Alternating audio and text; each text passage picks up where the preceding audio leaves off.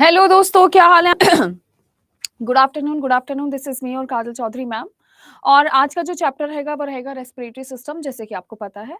तो जितने स्टूडेंट्स अभी जुड़ने वाले हैं फटाफट से जुड़ जाओ यार, क्लास स्टार्ट हो चुकी है।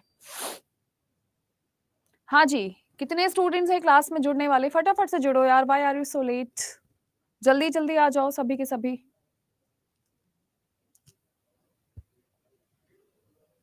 हाय उज्जवल सिंह। उज्जवल बायोलॉजी बाय काजल था, मैं आपको बताने की कोशिश कर रही थी, biology by Kajal.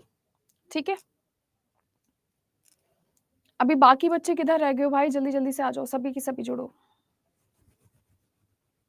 Hello hello hello hello hello, hi. Good afternoon, good afternoon, good afternoon.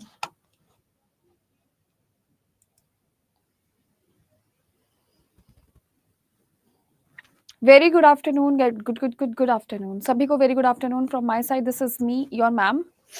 Please फटाफट से जुड़ जाओ। आज जुकाम इतनी तेज है कि आंखों से पानी आ रहा है। तो मैम मेरा स्टेट रिजल्ट में रूपा कुमारी की जगह रूपा ठाकुर है, क्या करूं? देखिए, आप कहाँ पर ईमेल कर सकती हैं, मैं एक बार आपको पूछकर बताऊंगी। आप मुझे अलग से मैसेज कर दीजिएगा इंस्टा पे, मैं आपसे बात करती हूँ इस बारे में। हेलो हाय सभी को, hello hi from my side, this is मी। हाँ, मैं चैप्टर वाइज एमसीक्यू करवाऊंगी कीर्ति, सभी एमसीक्यू एक साथ करवाऊंगी, तो परेशान मत होइए। मेरे ख्याल से काफी बच्चे जुड़ गए हैं, तो मैं स्टार्ट कर देती हूँ। It's biology by Kajal, Aditya Chaudhary, biology by Kajal. ठीक है, तो चलिए मैं स्टार्ट कर देती हूँ। BIOLOJY, biology.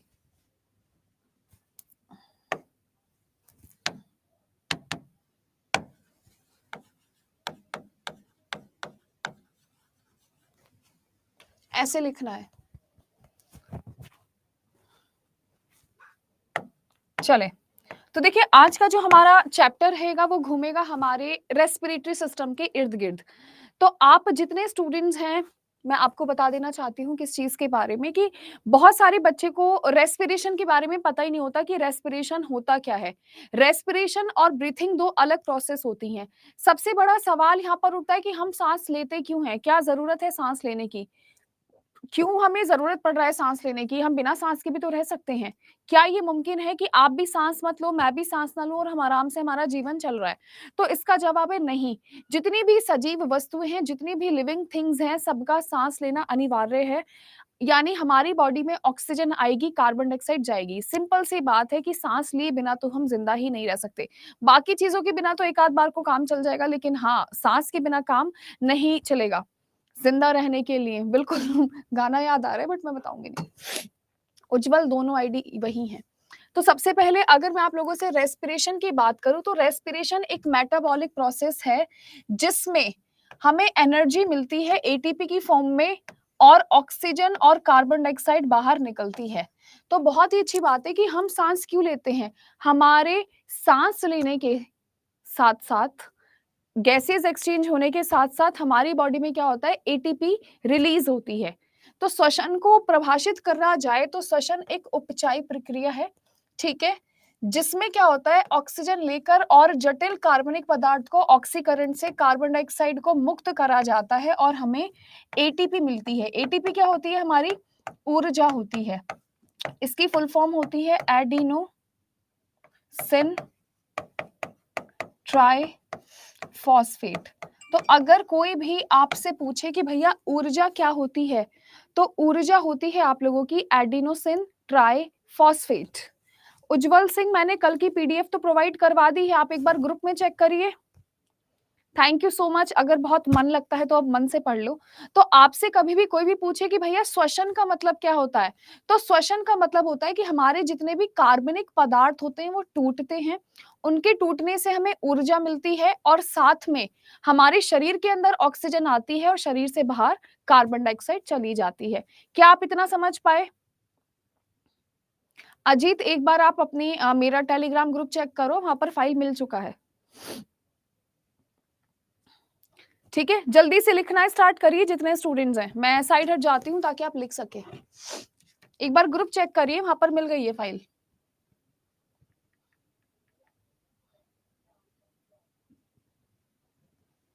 Shazia, you can add yourself.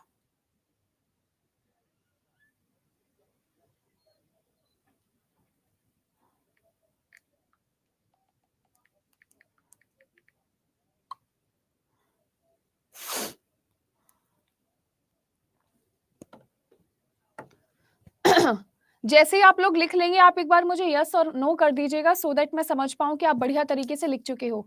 जीत कुमार इसका नाम है, biology by Kajal. Good afternoon, good afternoon. यहाँ पर पीडीएफ में कल डाल पाऊंगी।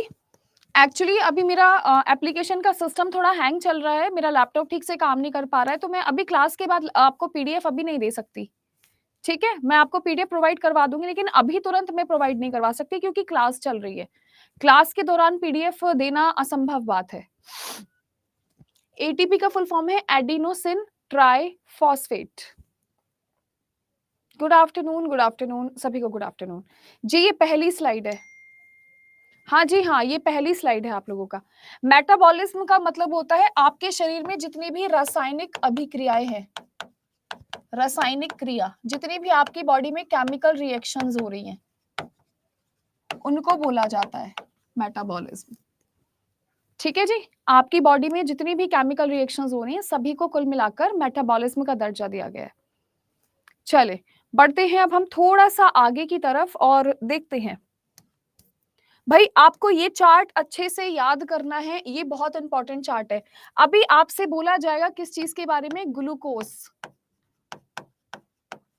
ग्लूकोज हमारा टूटेगा किसमें, पाइरूवेट। ग्लूकोज हमारा टूटता है किस चीज में टूटता है, पाइरूवेट में टूटता है, प्लस ऊर्जा। अब तीन चीजें होती हैं, 1 2 3। अब हमारे शरीर में तीन चीजें होती हैं। सबसे पहले कभी कभी ऐसा होता है कि हमारे शरीर में ऑक्सीजन ही नहीं है, कभी कभी हमारे शरीर में बहुत कम ऑक्सीजन है और कभी कभी हमारे शरीर में हद से ज्यादा ऑक्सीजन है। तो हम यहां से पढ़ना स्टार्ट कर देते हैं। कभी कभी क्या होता है, कोई ऐसे प्राणी होते हैं जिनके पास ऑक्सीजन होता ही नहीं है, इसको हम अनऑक्सीकृत के नाम से जानते हैं। किसके नाम से जानते हैं, अनऑक्सीकृत के नाम से जानते हैं। इसका मतलब क्या होता है, इनके शरीर में ऑक्सीजन ही नहीं है। शायद ये मैंने गलत लगा दिया, ये नहीं लगना है।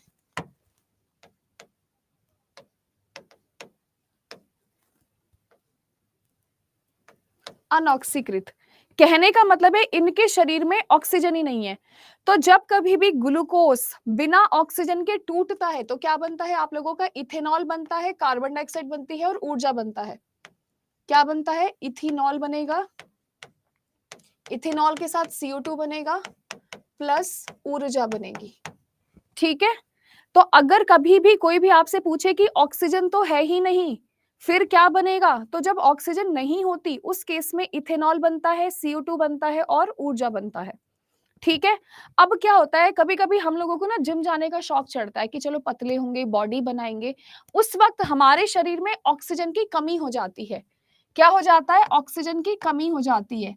जब कभी भी शरीर में ऑक्सीजन की कमी होती है तो क्या बनता है, हमारा लैक्टिक एसिड बनता है और ऊर्जा बनती है।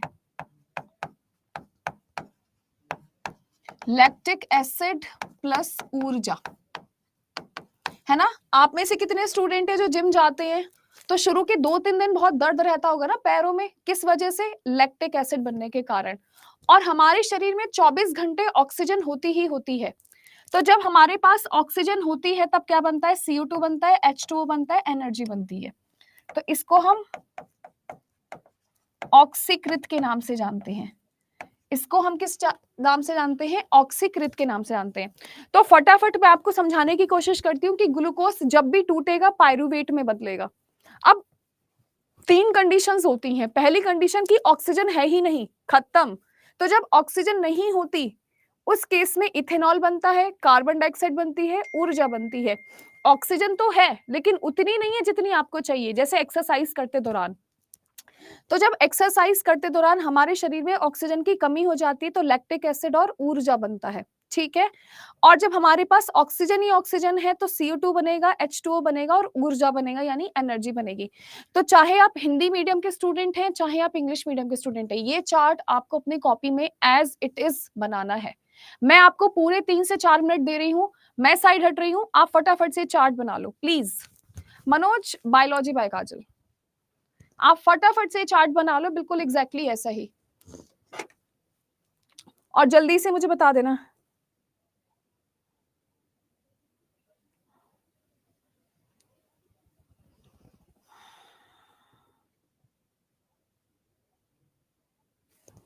जल्दी बनाना स्टार्ट करो, उसके बाद मुझे बताओ कि हाँ आप लोग लिख चुके हैं कि नहीं लिखे हैं।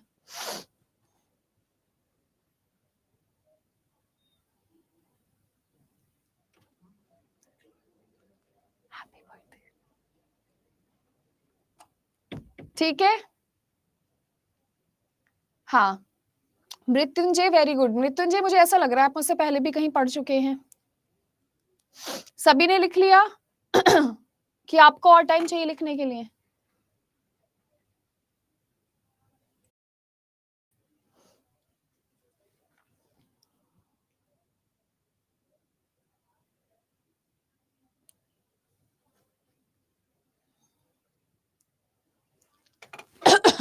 पूजा प्लीज जल्दी से लिख लो। अवधेश, रिकॉर्डेड क्लास रहती है लेकिन 3 से 4 घंटे बाद मिलती है आपको रिकॉर्डेड क्लास। जिसने नहीं लिखा है उसको मैं 2 मिनट और दे रही हूँ, फटाफट लिख लो यार, देर मत करो।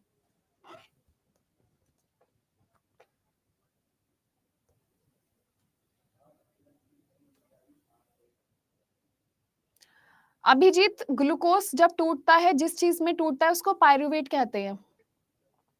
Thank you so much, thank you thank you thank you, जिसे जिसे मैं अच्छी लग रही हूँ आज। मेरे ख्याल से आप सब लिख चुके हैं, क्या मैं आगे बढ़ूं? हो गया है ना? ठीक है। नेक्स्ट मैं आपसे बात करूंगी किस चीज के बारे में। आपसे कभी कभी ये भी पूछ लिया जाता है कि एनिमल्स में क्या बनता है, जानवरों में। तो जानवरों में लैक्टिक एसिड बनता है। जिस बच्चे को लैक्टिक एसिड का फॉर्मूला लिखना है वो यहाँ से लिख सकता है, ठीक है। और ईस्ट में आप लोगों से बोल दिया जाता है कि भैया ईस्ट में क्या होता है, तो ईस्ट में ऑक्सीजन नहीं होती, ईस्ट में ऑक्सीजन नहीं होती। इसी वजह से यहाँ पर क्या बनता है, इथेनॉल बनता है। बताया था ना, कुछ प्राणी ऐसे होते हैं जिनके पास ऑक्सीजन है ही नहीं, तो ऐसे प्राणी का नाम है ईस्ट। ईस्ट के पास ऑक्सीजन नहीं होती, इसी वजह से ईस्ट की बॉडी में ग्लूकोज टूटकर इथेनॉल में बदल जाता है। मैं चाहती हूं आप सभी ये नीचे वाली लाइंस लिख ले बस, जिस पे मैंने टिक करा है ना वो लिख लो आप। 210 मत लिखना, आपको 150 या 210 नहीं लिखना है, कोई मतलब नहीं है इस बात का, ATP लिख लो उसकी जगह। बस ये नीचे वाली केमिकल रिएक्शंस लिख लो।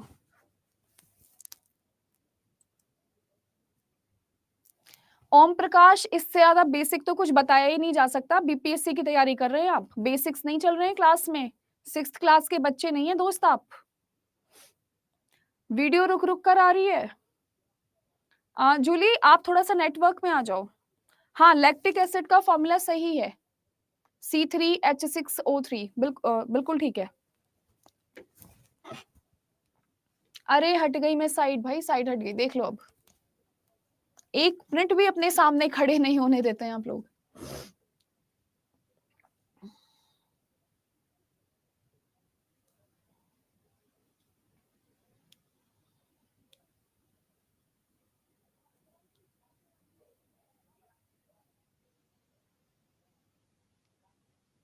अवदेश, हो जाएगी रिकॉर्डिंग। ऐसा हो सकता है शायद रिकॉर्डिंग होने में कोई दिक्कत हो रही हो, अदरवाइज रिकॉर्डिंग तो हो जाती है दोस्त। कृष्ण मैं यहाँ पर हूँ, लिखो जरा। मैं कहाँ जाऊंगी तुम लोगों को छोड़कर भाई।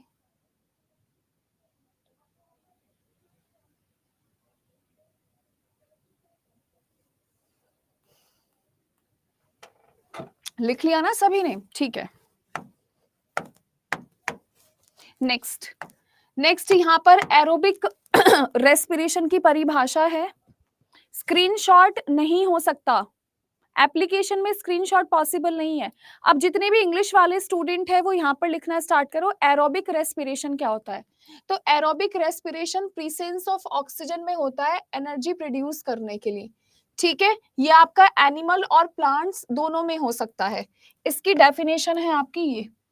तो कोई भी आपसे एरोबिक रेस्पिरेशन पूछेगा तो आपको लिखना है it is in presence of oxygen to produce energy, animals और प्लांट्स दोनों में होता है, और ग्लूकोज प्लस ऑक्सीजन। ठीक है, और glucose plus oxygen is equal to carbon dioxide plus water plus energy हमें मिलता है। अभी इंग्लिश वाले स्टूडेंट कॉपी करेंगे, उसके बाद हिंदी वाले स्टूडेंट कॉपी करेंगे। अच्छा मुझे एक बात बताओ, वीडियो अटक रहा है क्या? वीडियो अटक रहा है क्या? नहीं अटक रहा है ना? वही तो, क्लियर है? ठीक है, थोड़ा थोड़ा अटक रहा है, वो शायद से दिक्कत हो रही होगी यहाँ पर, अब बीच बीच में हो जाता है ऐसा। तो आपसे एरोबिक रेस्पिरेशन, हिंदी की स्लाइड अलग है, हिंदी में अभी लिखवाऊंगी, पहले इंग्लिश वाले बच्चों को लिखने दो। ठीक है, हिंदी में भी लिखवाऊंगी मैं, पहले इंग्लिश वाले बच्चे लिख लो और उसके बाद मुझे बता देना, मैं हिंदी वाले बच्चों के लिए लिखवा लूंगी।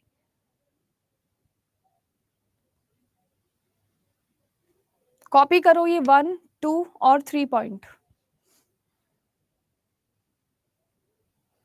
इंग्लिश वाले स्टूडेंट लिख लीजिए। देखिए आपको अगर ऐसा लग रहा है वीडियो बफर कर रही है तो आप दोबारा से क्लास ज्वाइन कर लो, क्योंकि मेरे एंड से तो सब चीजें ठीक है। आई डोंट नो क्या हो रहा है। हो गया? लिख लिया आप सभी ने? हाँ, अब हिंदी वाले स्टूडेंट जरा देखिए। हिंदी वाले स्टूडेंट से पूछा जाएगा किस चीज के बारे में कि भैया एरोबिक श्वसन किसे कहते हैं। तो यह जो ऊर्जा उत्पन्न करने के लिए ऑक्सीजन की उपस्थिति में होता है, पहला पॉइंट। यह जानवरों और पौधों की कोशिकाओं के भीतर होता है। ठीक है, तीसरी सबसे बड़ी बात है आपकी ये केमिकल रिएक्शन। आपको सिर्फ 3 पॉइंट्स लिखकर चल रहे हैं। फर्स्ट पॉइंट ये है कि ये ऑक्सीजन की उपस्थिति में होता है। दूसरी सबसे बड़ी बात, पौधों में भी होता है, जानवरों में भी होता है। तीसरी सबसे बड़ी बात, ग्लूकोज टूटेगा और ग्लूकोज के टूटने से कार्बन डाइऑक्साइड बनेगा, पानी बनेगा और ऊर्जा बनेगा। ये चीज हमारे अंदर 24 घंटे होती रहती है।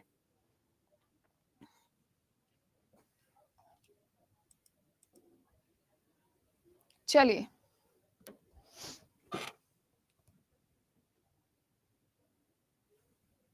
Amit please don't disturb the class.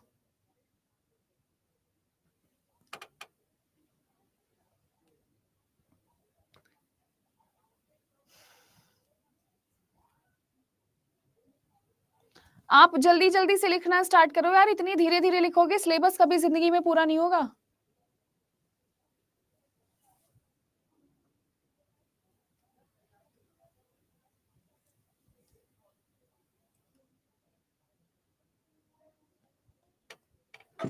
उज्जवल, मेरे ख्याल से अगर ध्यान से समझोगे क्लास में तो ज्यादा अच्छे से समझ आएगा। एक चीज मैंने 5 बार एक्सप्लेन कर दी, आपका ध्यान पता नहीं कहाँ है। बाकी सारी क्लास भी तो आराम से पढ़ रही है ना। निशा, मैं साइड हट जाती हूँ, देख लो जरा। 5 बार बता दिया है, तुम्हें क्या नहीं समझ आ रहा है उसमें?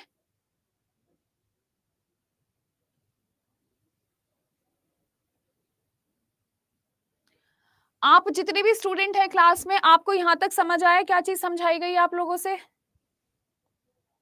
है ना? एनएरोबिक रिएक्शन मैंने साफ साफ बताई थी उज्जवल, जहां पर ऑक्सीजन नहीं होती है। आ रहा है ना समझ में? यार क्लास में ध्यान दोगे तो सब समझ आएगा। सारी क्लास को समझ आ रहा है, सिर्फ 1-2 बच्चा है जो क्लास डिस्टर्ब करता है।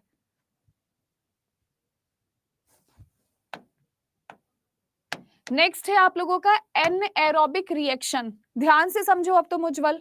एनएरोबिक रिएक्शन में क्या होता है? ऑक्सीजन होती ही नहीं है। ऑक्सीजन होती नहीं है, सिर्फ इतना समझो, एनएरोबिक रिएक्शन में ऑक्सीजन नहीं होती। इसे अवायु श्वसन के नाम से जाना जाता है, जहां पर ऑक्सीजन की अनुपस्थिति में ऊर्जा उत्पन्न होती है। आपका फॉर्मूला है C6H12, किस में बदल जाता है? अल्कोहल में बदल जाता है। बस इतना सा तो याद करना है, इसमें दिक्कत ही क्या है? ग्लूकोज आपका अल्कोहल में बदल जाता है क्योंकि ऑक्सीजन होती ही नहीं है। इसमें समझने वाली तो कोई बात ही नहीं है दोस्त। आराम से समझोगे सब समझ आएगा। बातें करोगे क्लास में कुछ नहीं समझ आने वाला है तुम्हें फिर। ये रही आपकी रिएक्शन। ये आपका ईस्ट में होता है। मैंने आपको उदाहरण भी बताया था। अरे अरे अरे अरे, नहीं नहीं नहीं नहीं, मैंने उदाहरण भी बताया था। ईस्ट बताया था, नहीं बताया था? चलिए प्लीज लिखना स्टार्ट करिए।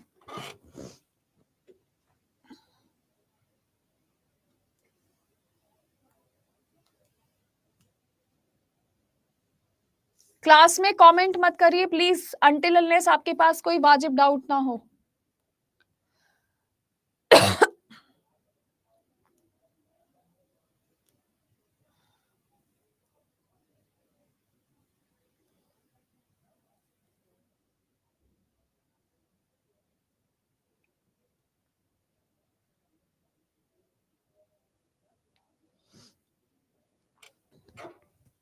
ठीक है, चलिए बढ़ते हैं हम थोड़ा सा आगे की तरफ। अब ये सब तो समझो बात की बातें हैं। अब आप लोगों से बोल दिया जाता है कि चलिए तो हमने पढ़ लिया है, अब हमें डिटेल में बताओ। अब हमें इस चीज के बारे में बताओ कि मानव शरीर के अंदर क्या होता है जिसकी वजह से हम सांस लेते हैं। तो हमारे पास होते हैं रेस्पिरेटरी सिस्टम। रेस्पिरेटरी सिस्टम सबसे पहले हम पढ़ेंगे किस चीज के बारे में, हमारे लंग्स के बारे में, हमारे फेफड़ों के बारे में। तो इसको लिखने से पहले एक डायग्राम देख लीजिए जरा ध्यान से। इसको लिखने से पहले फेफड़ों का डायग्राम देख लिए। क्या आप इसको और इसको पहचानते हैं अच्छे से? आप इसको और इसको पहचानते हैं अच्छे से? ये क्या चीज है? फेफड़े। तो देखिए सबसे पहले हम यहाँ पर चीज पढ़ेंगे फेफड़ों के बारे में। तो देखिए ये आपका नाक है, ठीक है, और ये आपका यहाँ पर इपिग्लोटिस है, यहाँ पर सांस नली है, यहाँ पर आपकी श्वसनी है, फिर आपका ट्रैकिया दोनों फेफड़ों को दो टुकड़ों में बांट देता है। उसके बाद ये आपका फेफड़ा है, और फेफड़ों के अंदर क्या है आप लोगों का? एल्वियोलाई। तो आपको इन सभी के सभी स्ट्रक्चर के बारे में पढ़ना है। आपको क्या करना है? इन सभी चीजों के बारे में पढ़ना है। जैसे कि आप यहाँ पर देख ही पा रहे हो, ये आपकी नाक है, यहाँ पर एक पाइप जैसा स्ट्रक्चर है, ठीक है। उसके बाद आपके फेफड़े दो टुकड़ों में बट जाते हैं, दाएं में और बाएं में, यानी लेफ्ट साइड में और राइट साइड में। उसके बाद आपको ये एल्वियोलाई पढ़ना है। ये जो गुब्बारे जैसे स्ट्रक्चर हमारे शरीर के अंदर होते हैं, इनको हम पढ़कर चलेंगे। तो आपको ये बनाने की जरूरत बिल्कुल भी नहीं है, मत बनाइए। मैं सिर्फ दिखाने के लिए लाई थी कि हाँ भाई ऐसी चीजें भी होती है हमारी बॉडी के अंदर। तो फटाफट से आपको क्या लिखना है, आपसे पूछ लिया जाएगा इस चीज के बारे में कि भाई हमारे जो रेस्पिरेटरी सिस्टम होता है उसमें क्या क्या चीज होती है। तो रेस्पिरेटरी सिस्टम आपकी पहली हेडिंग रहेगी। उसके बाद आपको लिखना है, आपके पास नोज होता है, फेरिंग्स होता है, लैरिंग्स होता है, ट्रैकिया होता है, ब्रोंकाई होता है, लंग्स और एल्विलाई।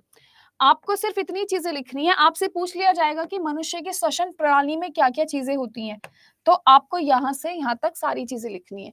टॉपिक आपका ये रहेगा। हाँ, एयर पॉकेट्स के नाम से जानते हैं। सारी चीजों के बारे में बताऊंगी, नाक से लेकर यहाँ तक। किरण, मैं आपको पीडीएफ दे दूंगी, क्लास खत्म होने दीजिए, आप परेशान मत हो, पीडीएफ में दे दूंगी भाई, मैंने मना नहीं करा है। ये और ये लिखना है केवल। हाँ, कुछ लोग मुंह से भी सांस लेते हैं। कभी कभी क्या होता है, हमें हमें जुकाम हो जाता है, जैसे मुझे हो रहा है, तो नाक से ज्यादा मैं मुंह से सांस ले रही हूँ, है ना, ऐसे करके। अदिति,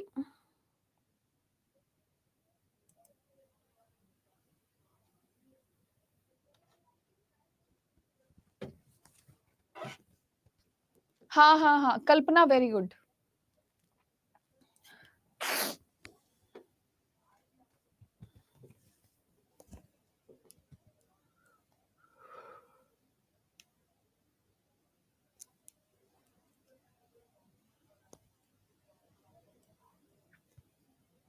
डन।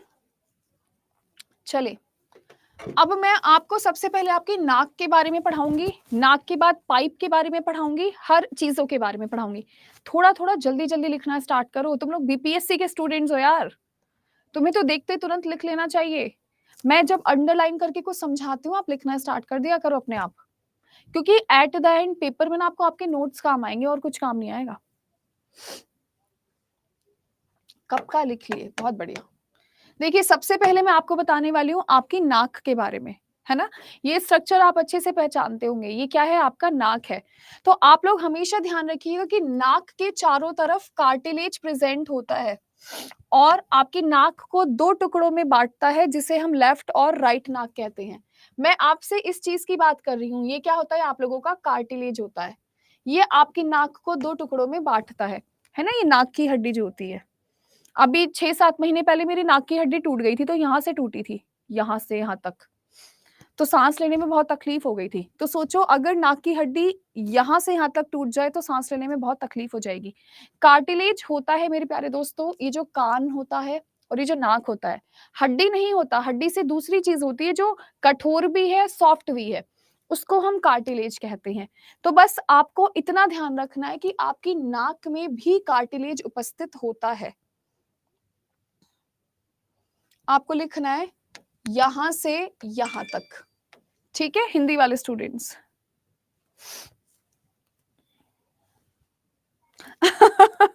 ज़्यादा दुःख करने की ज़रूरत नहीं है। बोल रहा है सुनकर बहुत दुःख हुआ। अब दुखी मत हो, अब ठीक हो चुकी है मेरी नाक।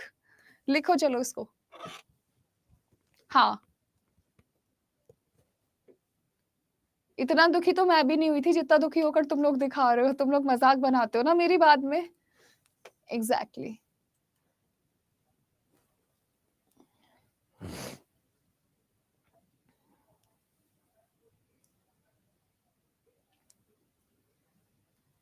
चले, हो गया?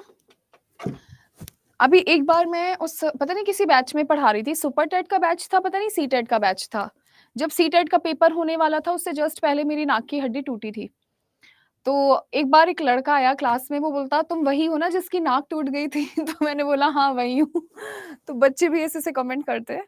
अभी मैंने आपको बताया, ये नाक की जो ऊपर वाला सॉफ्ट वाला पार्ट होता है ना, उसकी बात चल रही है। किसी ने दरवाज़ा मार दिया था ऑफ़िस का। चले, अब यहाँ पर मैं आपसे बात करूँगी लैरिंक्स के बारे में। अच्छा, आप मुझे बताओ, मैं बोल रही हूँ, आप मेरी आवाज़ सुन रहे हो। आप सभी को कोई ना कोई आवाज़ पहचानने में आप सक्षम होते हो। जैसे अभी शाहरुख खान की आवाज़ आप पहचान लोगे, अमिताभ बच्चन की आवाज़ पहचान लोगे। अब मेरे से 4-5 दिन से पढ़ रहे हो। मैं किसी दिन वीडियो ऑफ करके आपको पढ़ाऊँगी, तब भी आप मेरी आवाज़ पहचान लोगे। तो आवाज़ निकली कहाँ से? तो आप लोग हमेशा और हमेशा ध्यान रखिएगा, आपकी आवाज़ यहाँ से निकलती है। इसको हम स्वर यंत्र के नाम से जानते हैं। इसको हम किस नाम से जानते हैं? इसको हम स्वर यंत्र के नाम से जानते हैं। ये गर्दन के सामने पाया जाता है।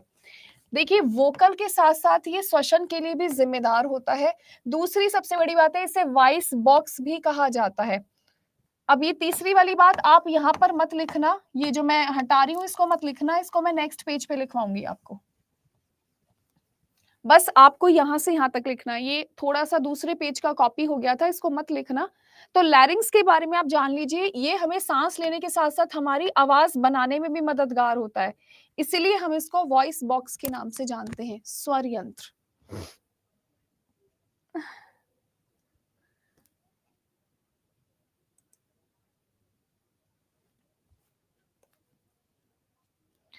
ठीक है, स्वर यंत्र। स्वर यंत्र, स्वर तंत्र कुछ भी कह लो, दोनों मैंने यंत्र भी लिखा हुआ देखा है, मैंने तंत्र भी लिखा हुआ देखा है, कुछ भी कह लो। हाँ, मैं साइड हट रही हूँ, रुको भाई रुको। पढ़ाने तो दिया करो।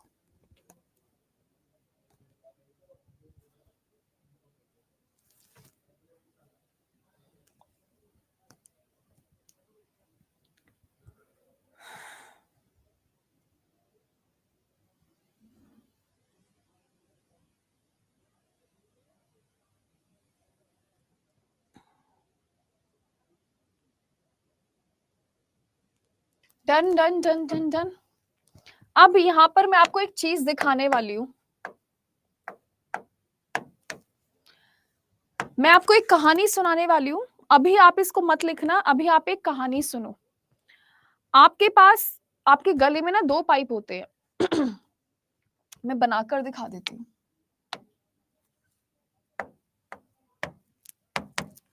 आपके गले में एक ये वाला पाइप है और आपके गले में एक ये वाला पाइप है, इसको हम मानते हैं वायु नली,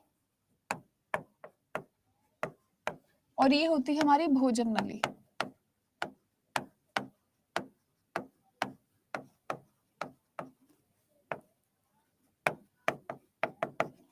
आप में से कितने स्टूडेंट ऐसे हैं, आपको बोला जाता है ना कि खाते समय हंसना नहीं चाहिए, खाते समय बोलना नहीं चाहिए वरना फंदा लग जाएगा। किसी को लगा है कभी-कभी? मुझे तो बहुत बार लगा है। मतलब मैं ये बात नहीं सुनती, मैं सारी बातें सुन लेती हूँ लेकिन खाते-खाते मैं बोलती बहुत हूँ। मेरे कई बार फंदा लगा है, तो ऐसे पीठ पर बहुत तेज़-तेज़ मारने से वो वापस से आवाज़ आ जाती है ना?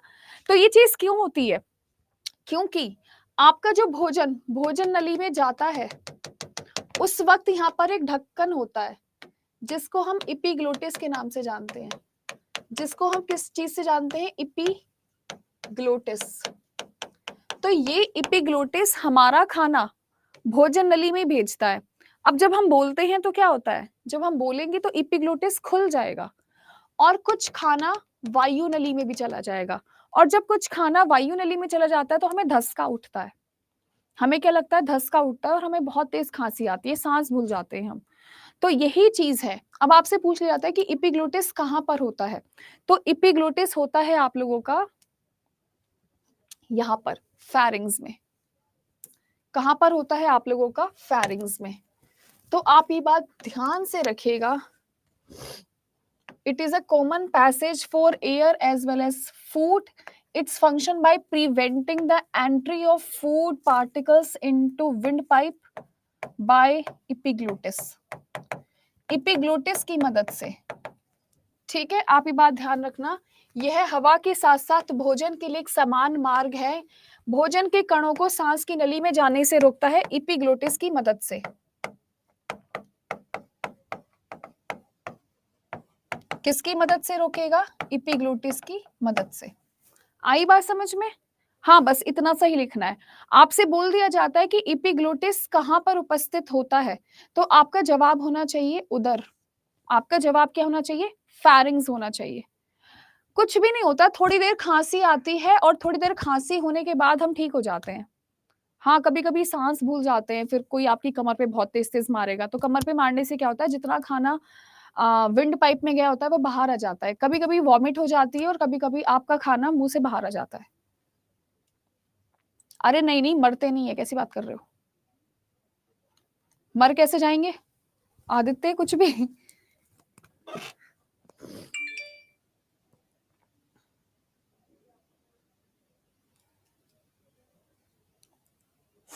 अजय हम तो साइड हैं कब से।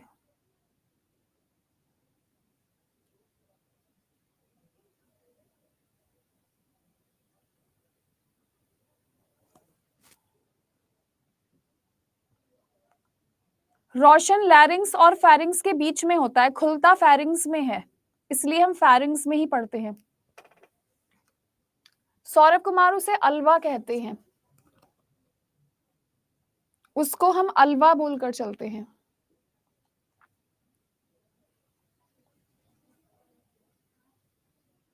खाना खाते समय रोशन हमारा ब्रीथ पाइप बंद हो जाता है, ढक जाता है ढक्कन जैसे स्ट्रक्चर की वजह से। हो गया?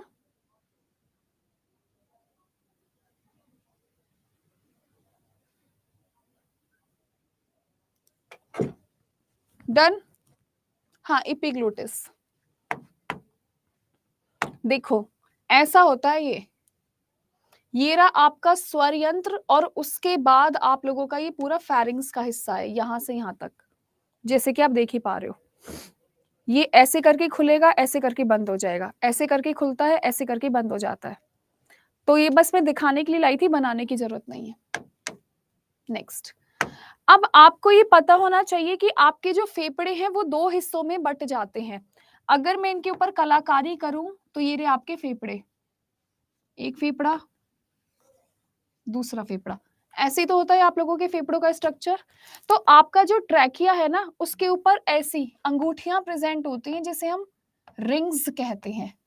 अब जैसे आपकी किसी से लड़ाई हो जाए और आप उसका गला पकड़ लो, तो ऐसा तो नहीं होता उसका गला टूट गया है या उसका गला आपके हाथ में आ गया, इंसान चला गया। नहीं, ऐसा नहीं होता। क्यों नहीं होता? क्योंकि हमारी ट्रैकिया पर रिंग्स प्रेजेंट होती हैं। क्या प्रेजेंट होती हैं? सी शेप कार्टिलेजिनस रिंग्स प्रेजेंट होती हैं। बताया गया है कि ट्रैकिया, ट्रैकिया का दूसरा नाम विंड पाइप होता है। ट्रैकिया का दूसरा नाम क्या होता है? विंड पाइप होता है। आपको बस इतना ध्यान रखना है, आपसे क्वेश्चन पूछने के लिए आ सकता है कि जो सी शेप रिंग्स होती हैं गले में, वो कहां पर उपस्थित होती हैं। तो आपका जो जवाब होता है वो होना चाहिए ट्रैकिया। अब जितने लोग सुसाइड करते हैं, सुना है ना कि फंदा लगाकर मर गए लोग, तो एक दो रिंग्स टूटने से इंसान कभी नहीं मरता। ये सारी की सारी रिंग्स टूट जाती हैं, जैसे एक तरफ प्रेशर पड़ता है और फंदे से क्या होता है, रिंग्स टूटेंगी और ये पाइप बिल्कुल बंद हो जाएगा, जिसकी वजह से एयर का कांटेक्ट टूट जाता है, इसलिए इंसान मर जाते हैं। तो जैसे किसी इंसान ने यहाँ पर फंदा लगाया, लगा लिया फंदा, अब ये रिंग्स टूट गई, यहाँ से रिंग्स टूटने के बाद जैसे अब रिंग्स टूटी तो एरिया आपका ऐसा हो गया, और यहाँ पर तो मैंने फंदा लगा ही रखा है ऐसे करके, तो एयर का कांटेक्ट टूट जाएगा। ये ध्यान रखना। ट्रेकिया, तो श्वास नली की दीवारों में सी आकार के उपस्थितियों के छल्ले होते हैं।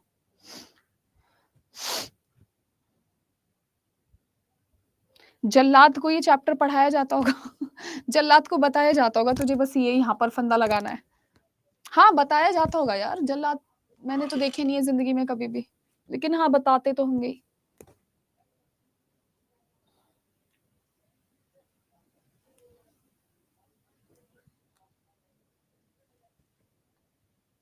किरण, आप पता है क्या करना है आपको? आपको क्वालिटी सुधार लेनी है। वहां पर 3 बिंदु होते हैं जहां से क्वालिटी सुधारने का ऑप्शन आता है।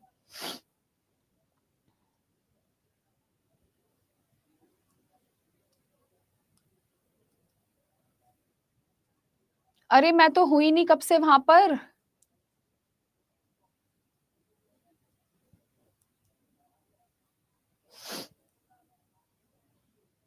मैं आपको अभी भी बोर्ड पे नजर आ रही हूँ क्या?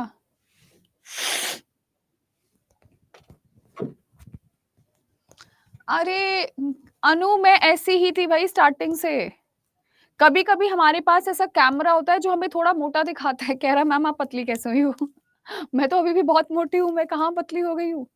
चलो बढ़ते हैं थोड़ा सा आगे की तरफ। नेक्स्ट है, अब आपको पढ़ना है किस चीज के बारे में? ब्रोंकाई के बारे में। तो जो आपका ट्रैकिया है वो 2 टुकड़ों में बट गया था, और 2 टुकड़ों में बटने के बाद उसको हमने ब्रोंकाई बोला है, जो आपके अलग अलग फेफड़ों में घुस जाता है। कहने का मतलब है कि जो आपका ये पाइप होता है, यहां से यहां तक तो आपका ट्रैकिया था, है ना, इसको तो हमने ट्रैकिया बोला था।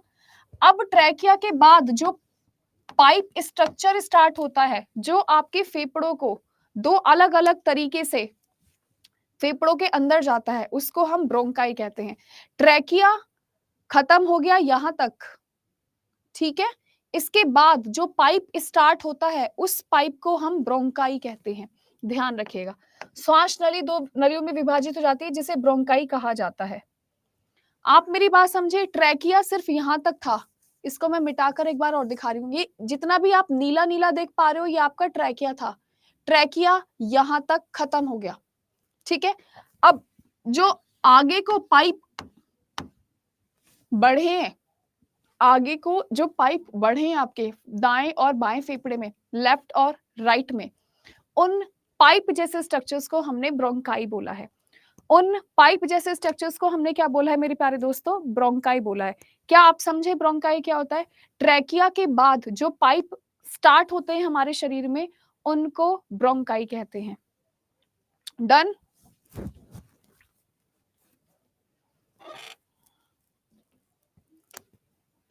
लिख लो फिर इसी बात पे। गौतम प्लीज।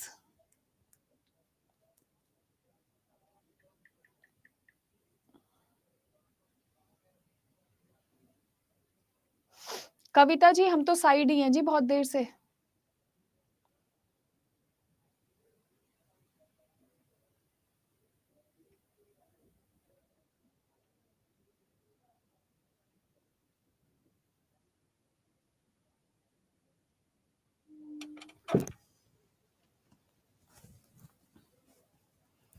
ओके, नेक्स्ट है आप लोगों का lungs.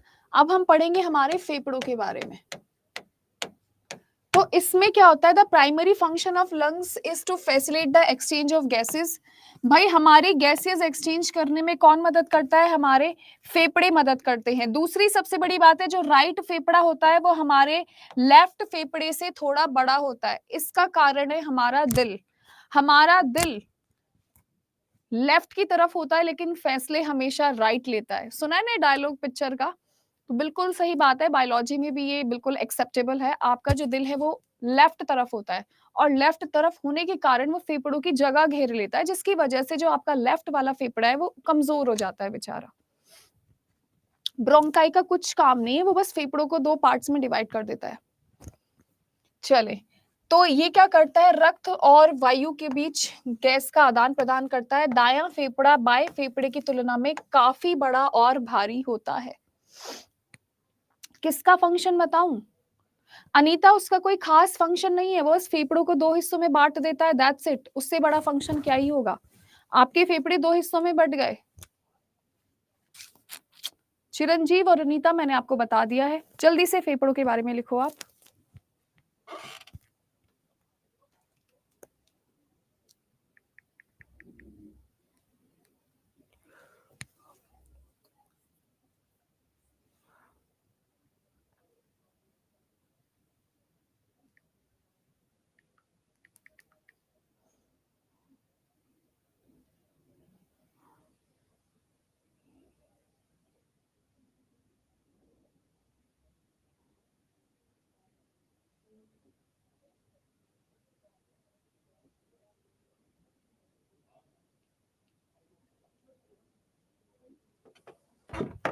Done, have you done?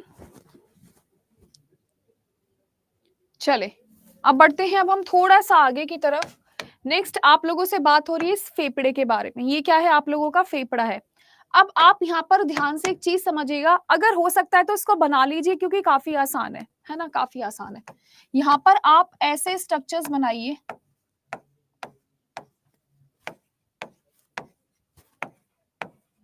यहाँ पर कुछ ऐसे स्ट्रक्चर प्रेजेंट होते हैं दोनों फेफड़ों में। इनको हम लोग एल्वियोलाई के नाम से जानते हैं। ये मदद करते हैं किस चीज में, गैस एक्सचेंज करने में। इन्हीं की वजह से ऑक्सीजन शरीर में आती है और कार्बन डाइऑक्साइड शरीर से बाहर चली जाती है। अच्छा, आप में से जितने स्टूडेंट हैं जो कबीर सिंह देख चुके हैं,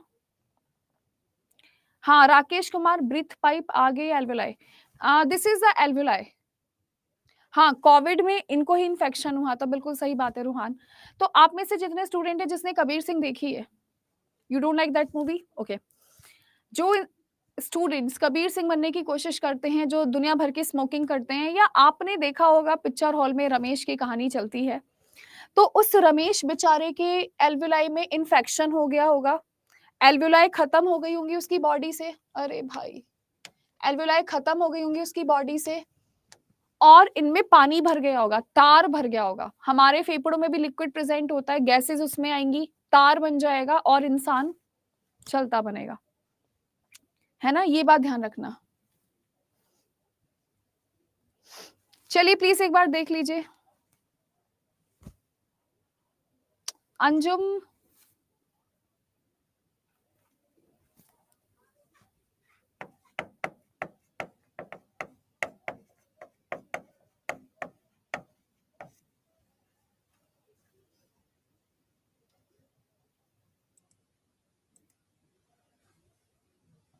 कल्पना, ये सारी चीजें बताऊंगी, रुक जाइए जरा। हाँ जी अभिजीत, बिल्कुल सही।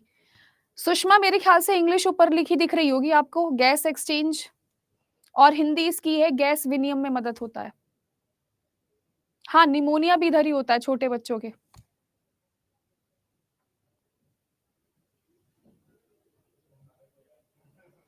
अब मैं आपको एक आखिरी चार्ट लिखवाने जा रही हूँ जो दुनिया का सबसे इंपॉर्टेंट चार्ट है, मेरे ख्याल से आप लोग ये बना चुके हो। हाँ,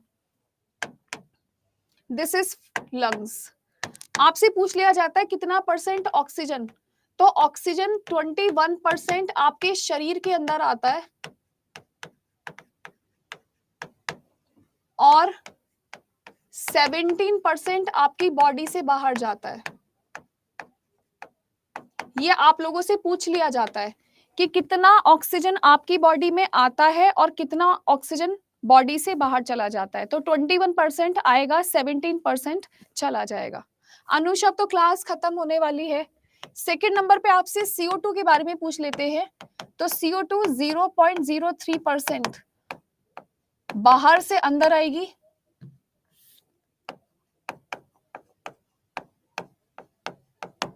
और 4% शरीर से बाहर जाती है।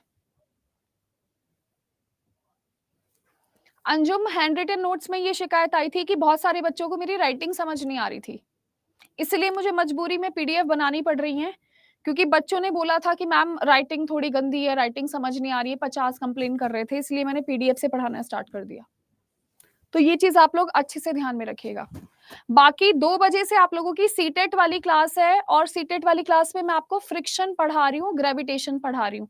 आप में से जितने स्टूडेंट सीटेट वाली क्लास में जुड़ सकते हैं आ जाइएगा। और शाम को 5 बजे आप लोगों की सीटेट प्रीवियस ईयर क्वेश्चंस करवा रही हूँ।